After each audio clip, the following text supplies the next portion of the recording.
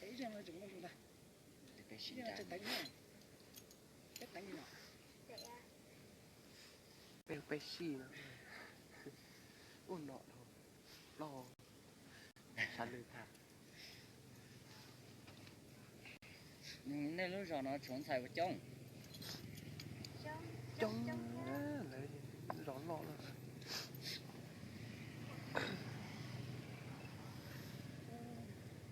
nếu rồi hay giống nhỉ giống là hạt nó cái chung hạt giống em lúc biết thì không tới đâu. chỉ mua giống thì chỉ mua lúc bè là chỉ tao nhỉ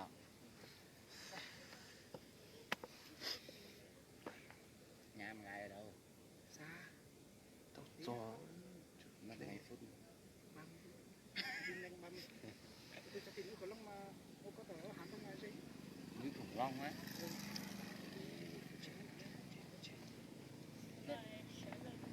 nên cũng có sự kiện nên nó nổi khổ lắm à Theo đi. cái cũng sự này lúc cho nên cũng nó Thì sống nhà cũ sao? từ tại đi ta kỳ xong đó cũng mua đánh quần áo cá hà thôi nó cũng chuyện Giờ mua thì giống là chim mẹ.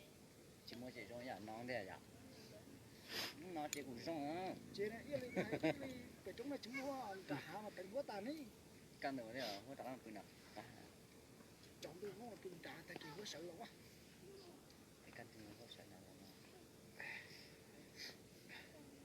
ở bên thằng nó muốnซื้อsao hả mẹ chấm họ thằng nữa à thằng nó muốnซื้อlàซื้อthằng nhau à Cứ thẳng ra.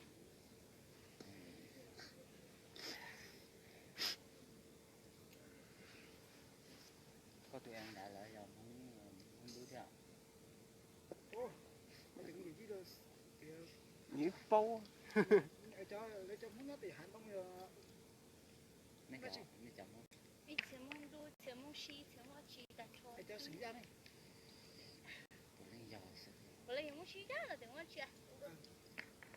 một xíu à Anh lại có một cái.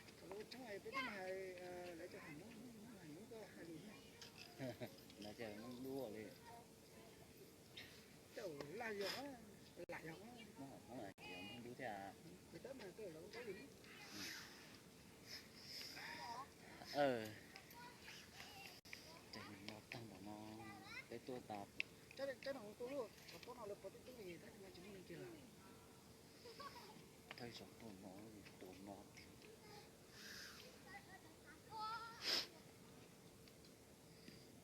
nè có một cái xe à cặp bác xe cái con này Cặp lót hiện tao thế sao? đấy bây giờ cho xe tập con này nè có một nó nè chín nó à nụ nhưng mà tận tiền nó chẳng non hay hả tuần nói rồi cái con gì tôi chết xe hàng này có chết xe xe của tôi chỉ nó đấy cho nè nhìn nhá khuyên nhà tết chờ chín nồi à vậy à ôi nó tuổi ôi phong thiệt tạo đấy liền mù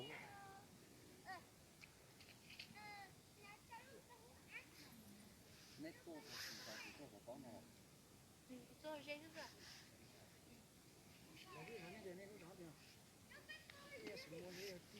cần thật sửa lên đây Bây giờ tí à, có cho biết là. Bây giờ có đừng tới nhá kiểu sự tích có. đó giờ là lên một cái nào này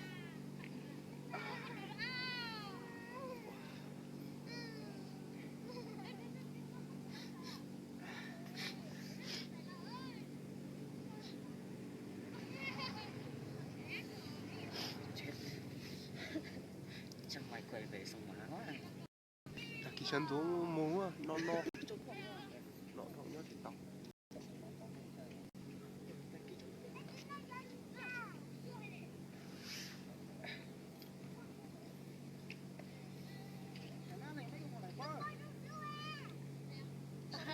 Ở thái xí đó. cái nhân một rồi nó no lên tới tới à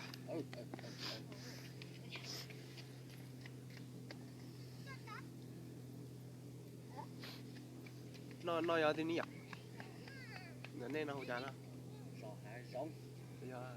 thì Bây giờ họ nói cho hành như này. Hai chúng tao tao đã chỉ cho nó một chút thôi. nhà sau nhá lại rồi thì bạn anh chị chương trình anh chị và chương trình à chương trình à chương trình Cha sống ấy chừng mà cha sống ấy thì không về cha sống này đi cho này có số. nó cũng là hai dòng à chúng chân công sơn Ô thầy giáo tổ này của nó tiêu rồi. cho nên chị nói là nó ý à đấy nên như vậy nó sống mà tổng nó Sơn La, tôi Sơn La tổ. sung má Nhớ gì đấy. cơ mà tiếng mới giờ tôi sung má tôi Như giờ như bị sao má đây mới chị. Mai. bây giờ muốn lành nó Để ớt từ cái đi.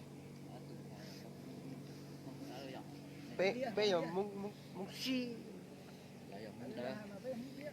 học bây giờ muốn lành rồi